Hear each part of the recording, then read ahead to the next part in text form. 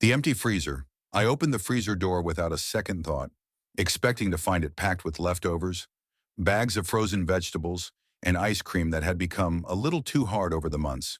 But instead, I was greeted by the stark, empty interior, the cold light casting long shadows on the walls of the metal box. The shelves were bare, the frozen bags of food, the neatly stacked containers from last week's meal prep, gone. I stared for a moment, the cold air hitting me like a slap, but I couldn't make sense of it. I hadn't used anything from the freezer recently. I was sure of it. My mind raced to find an explanation, but there was none. How did it get out? The words flashed through my mind, an unspoken question I couldn't answer. There had been something in the freezer, something I hadn't wanted to think about. I had placed it there weeks ago, carefully wrapped in plastic and hidden beneath the frozen peas. I had forgotten about it, buried it away. But now with the freezer standing open before me, the truth pressed in on me like a vice.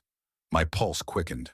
I closed the door, then opened it again, as if expecting it to suddenly be filled, to reveal something that had been misplaced or overlooked.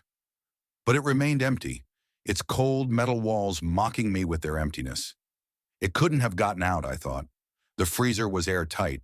I had sealed it, made sure everything was in place. Yet the question repeated itself in my mind, louder this time. How did it get out? I turned away from the freezer and walked into the kitchen, my hands trembling. The rest of the house was still, quiet, too quiet. The hum of the refrigerator in the next room was the only sound, a dull, constant presence that filled the space, reminding me of the normalcy I had taken for granted. But my heart pounded in my chest as I moved to the sink, trying to shake off the feeling creeping up my spine. The kitchen light flickered once, then steadied. I had to check again. Maybe there was something I missed. I walked back to the freezer, every step feeling heavier than the last. But when I opened the door again, I felt the coldness in my bones, deeper than the chill of the air. Nothing, except the faintest trace of something, a smear of dark, sticky liquid on the bottom shelf.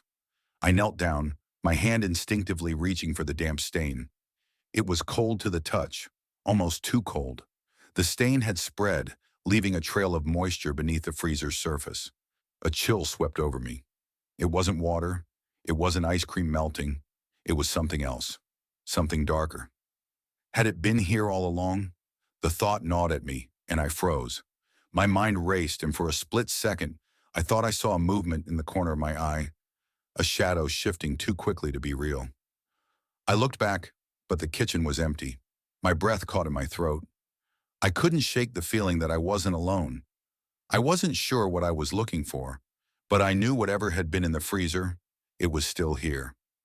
I backed away from the freezer, my fingers fumbling for the light switch. The thought of checking the rest of the house seemed too dangerous now. Whatever was in the freezer had gotten out, and it wasn't done with me. I heard something from the hallway, a faint sound, almost like a scraping, followed by the softest of thuds. My heart pounded in my chest.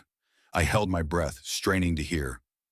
The silence returned, but now it felt different, like something was waiting, just beyond the walls, just out of sight. I grabbed the closest thing to me, a kitchen knife, its blade gleaming faintly in the dim light. My hands shook, but I couldn't bring myself to put it down. I wasn't sure what I was expecting to find, but I knew the freezer was just the beginning. Whatever was in that freezer had found its way out, and it was moving through my house, hunting for something or someone. I stepped cautiously toward the hallway, every muscle tensed, ready to run or fight.